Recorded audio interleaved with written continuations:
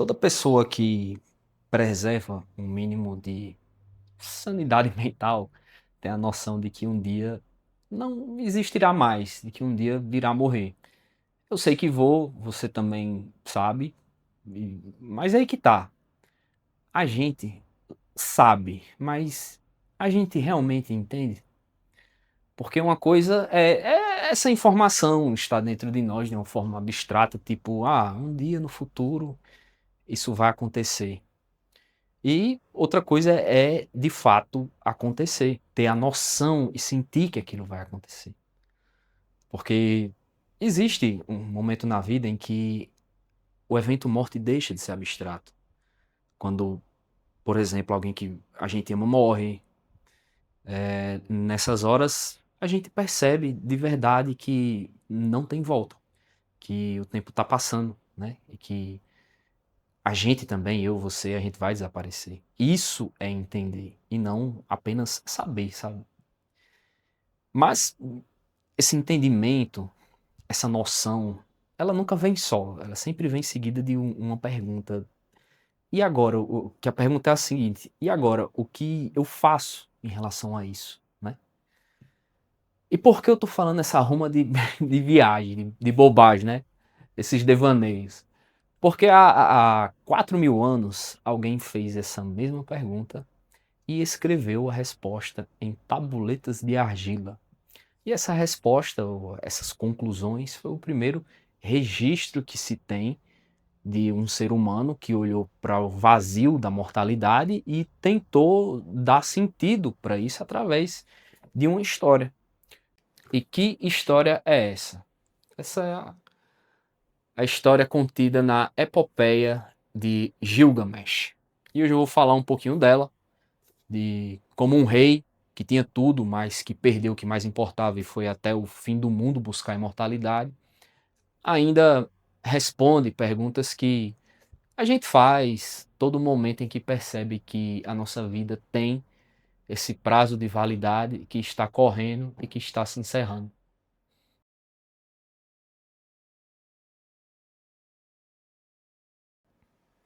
Como de costume, antes de iniciar a história, eu gosto de dar aquela contextualizadinha de lei, porque e na epopeia é extremamente necessária porque ela é muito antiga mesmo.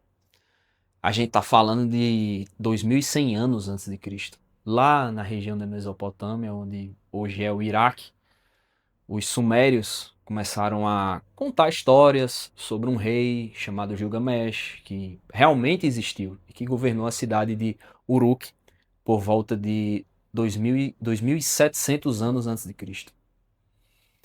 E essas histórias elas foram passando de geração em geração até que os escribas começaram a gravar tudo em tabuletas de argila usando uma escrita cuneiforme, aquela escrita, aquele estilo que a gente aprende no ensino fundamental, aquele estilo primitivo, né, de escrita. Então, a versão mais completa que temos foi encontrada na biblioteca de Assurbanipal em Nivene no século XIX. E aí um cara chamado George Smith, ele estava traduzindo as tabuletas quando percebeu que ali tinha uma história de um dilúvio universal que era mais antiga que a Bíblia. Isso, assim, na época causou alvoroço, né? Porque pensaram, peraí, né? E a história de Noé, como é que ela fica agora? Então, das duas, uma, ou a Bíblia tirou a história lá da epopeia e fez uma adaptação, ou realmente teve um outro sobrevivente do dilúvio, também guiado por Deus, em outra região. Mas eu não preciso nem dizer que a primeira teoria ela é a mais aceita, né? Mas voltando para o livro, o que mais assim importa é que a epopeia é literalmente a primeira grande obra de literatura que conhecemos. Mas aí você deve estar se perguntando, sim, mas Homero e Hesíodo, né? Eles também fundaram a literatura ocidental? Pois é, eles iniciaram a literatura ocidental, porque a oriental já tinha começado faz muito tempo e a epopeia de Gilgamesh foi o ponto de partida. Ela é bem mais antiga que inclusive a Bíblia, né? Então, quem diabos foi esse tal de Gilgamesh? Gilgamesh, como eu tinha dito, ele era um rei, o rei de Uruk, uma das maiores cidades da antiguidade, e o texto descreve ele de um jeito bem específico. Ele era 2/3 Deus e 1/3 humano. E essa condição vai dar a ele poderes sobre-humanos, mas com mortalidade e as angústias de qualquer humano também.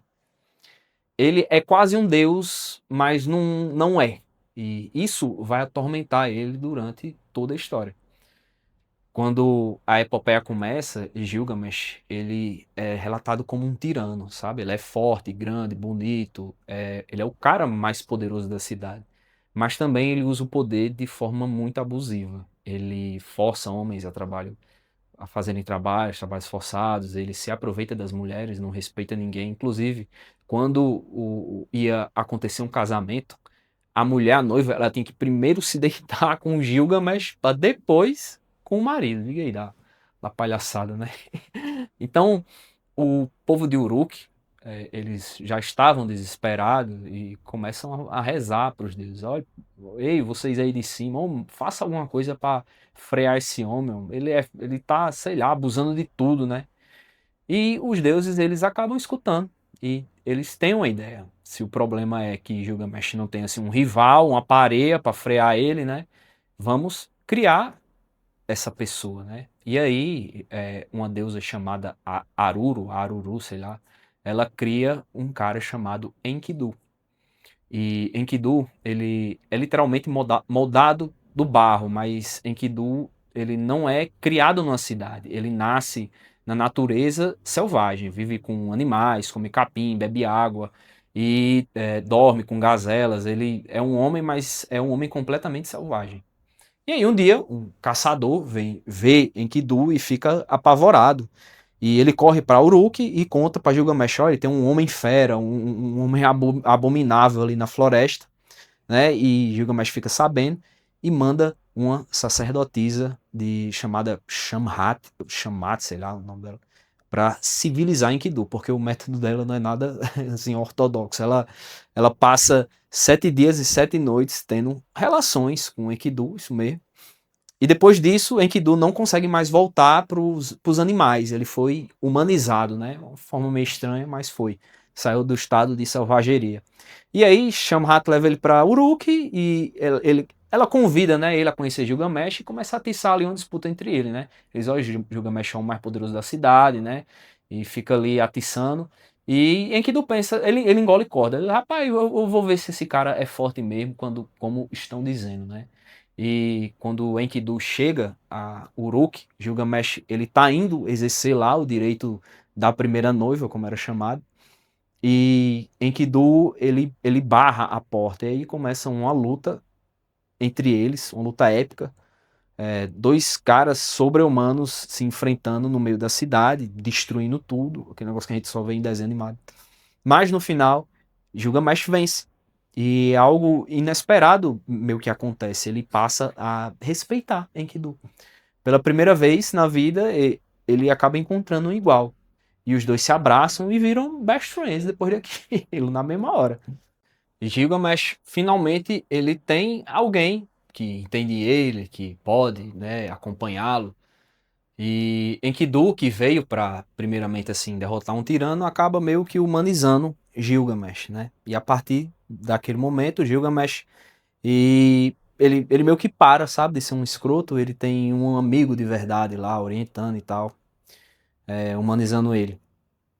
Mas assim, eles dois são jovens, são poderosos, e eles acabam meio que entediados daquela vida, né? E Gilgamesh, ele tem uma ideia de ir até uma floresta, chamada Floresta dos Cedros, matar uma criatura, um monstro que vive lá, que se chamava Umbaba, o nome desse monstro. E Enkidu, primeiramente, ele fica com medo, porque ele conhece Umbaba, que era um monstro gigante, com um rosto de leão, que solta fogo pela boca, e era protegido pelos deuses. E ninguém nunca tinha voltado vivo de lá, né? Mas Gilgamesh acaba insistindo, homem, todos nós vamos morrer um dia, então nossa fama, assim, todos nós vamos morrer um dia, então que a nossa fama viva para sempre, né? E aqui você meio que já vê a obsessão com a imortalidade, né? Começando a aparecer em Gilgamesh. E, assim, para resumir bastante, os dois vão, luta lá contra um Baba, bastante desafiante ainda, né? Mas eles chegam lá e lutam com um Baba e com a ajuda de um deus lá, é Shamash o nome dele, o deus Sol. Eles conseguem derrotar um Baba, o monstro, né? E um Baba, ele implora por misericórdia, mas Gilgamesh, ele até hesita, mas Enkidu dá corda, né? Ele diz, não, mate ele, que senão ele vai se vingar da gente. E Gilgamesh acaba matando, né? E os deles acabam voltando como heróis, né? Eles cortam lá os cedros da floresta e constroem um portão gigante para a cidade. E tudo parecia perfeito, né? Até que uma certa deusa, ela chamada Istar, o nome dela, ela era a deusa do amor e da guerra. Ela vê lá Gilgamesh todo cheio de glória e, né, começa a se apaixonar por ele. E ela acaba oferecendo casamento. Case comigo que eu dou a você riquezas infinitas, poder, dou tudo que você quiser. Mas Gilgamesh ele acaba recusando. Ele não só recusa, como ele acaba humilhando ela. Ele lista todos os amantes que ela destruiu no passado, que ela tem essa fama. Todos os caras que casaram com ela, ela matou. E diz que ela é instável e perigosa. E isso traz consequências graves, né, para eles. Está ela meio que fica furiosa e ela vai até os céus e pede ao pai dela, o deus Anu, soltar um touro celestial para destruir o Uruk. O touro, ele de fato ele desce e acaba causando muita destruição. O livro diz que cada bufada dele abria crateras que engoliam centenas de pessoas.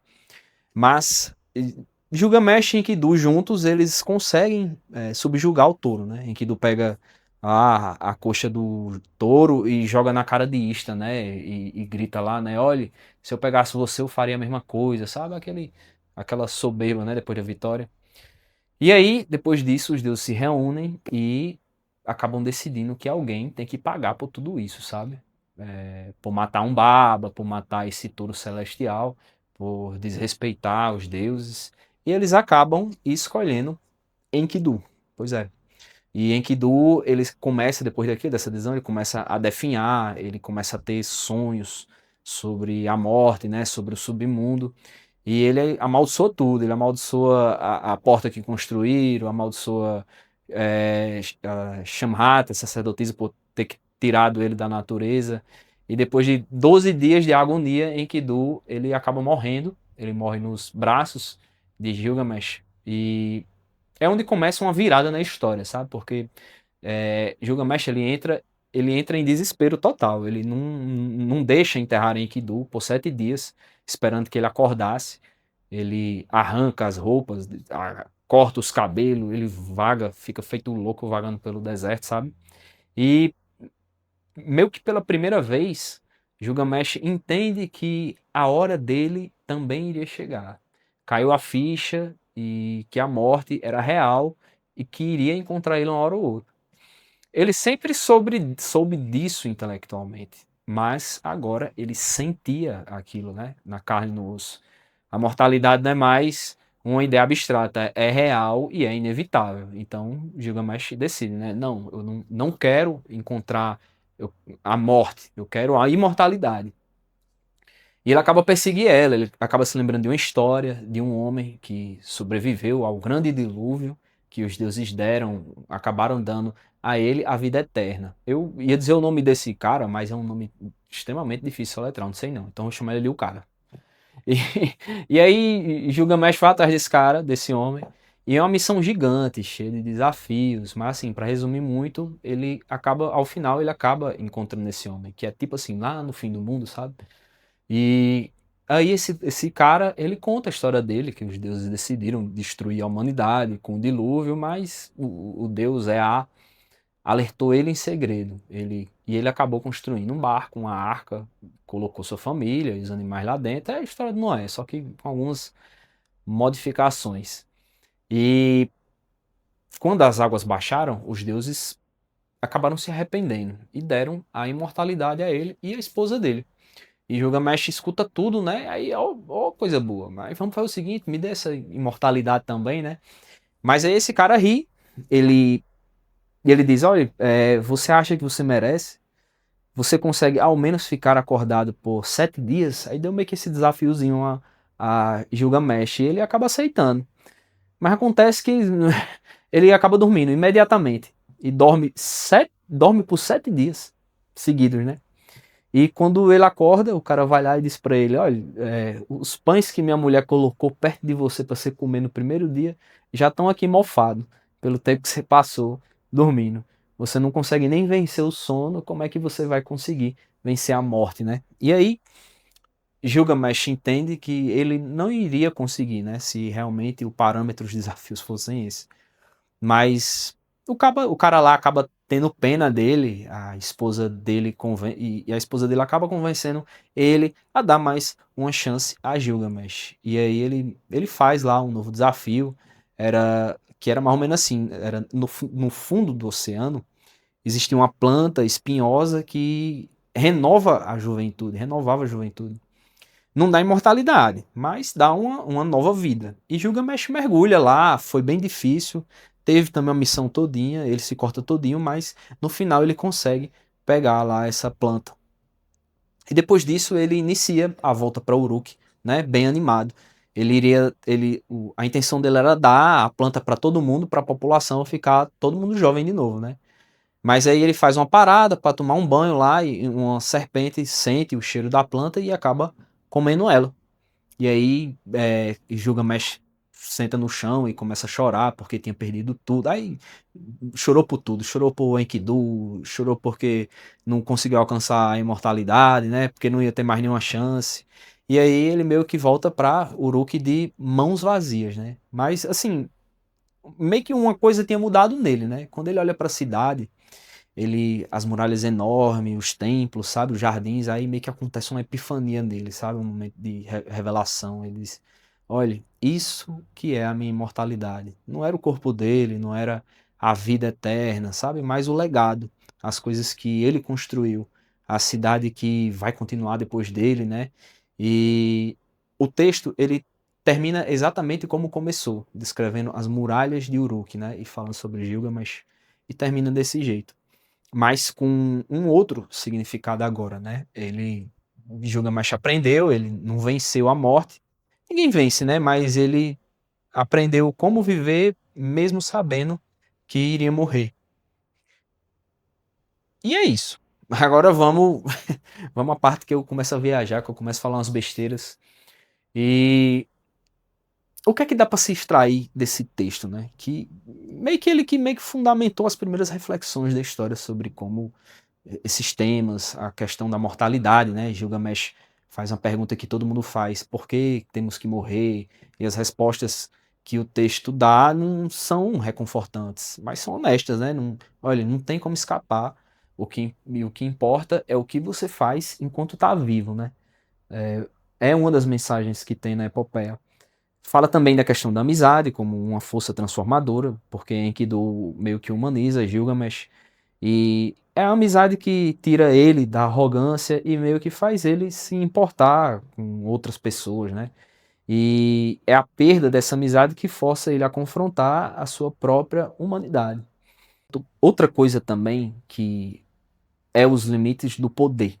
Gilgamesh ele tem quase tudo, tem força, tem riqueza, tem poder, mas ele não pode ter a única coisa que realmente quer, que era mais tempo. E isso é uma reflexão, né, sobre como a humildade, sobre aceitar que existem coisas maiores do que nós, né? E no final, no fim, o que fica não era o corpo de Gilgamesh, mas a cidade de Uruk. Não é a imortalidade física, mas a imortalidade através do que construímos e das pessoas que tocamos. Eu acho que é também uma mensagem da epopeia. A epopeia, ela influenciou tudo o que veio depois.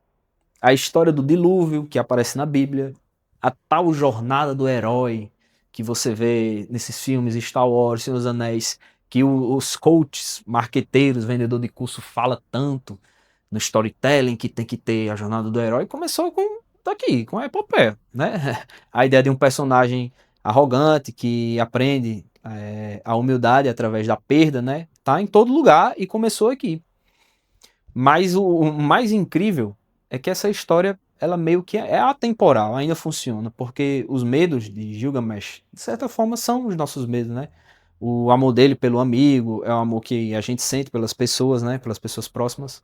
A revolta dele contra a morte é a nossa própria revolta também, que a gente sente, né? Quando vê a morte se aproximar da gente ou de quem a gente ama, né? E 4.000 anos se passaram e a gente ainda está tentando entender essas mesmas coisas.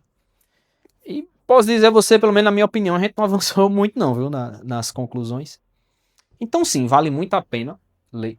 Existem várias traduções em português. Eu recomendo buscar uma com boas notas explicativas, porque alguns contextos culturais ajudam bastante. Meus amigos, então é isso. Essas foram as conclusões, essas foram os devaneios, as bobagens que eu tinha para falar sobre a epopeia de Gilgamesh. Se você gostou, curta, comente e compartilhe. Até o próximo vídeo. Tamo junto.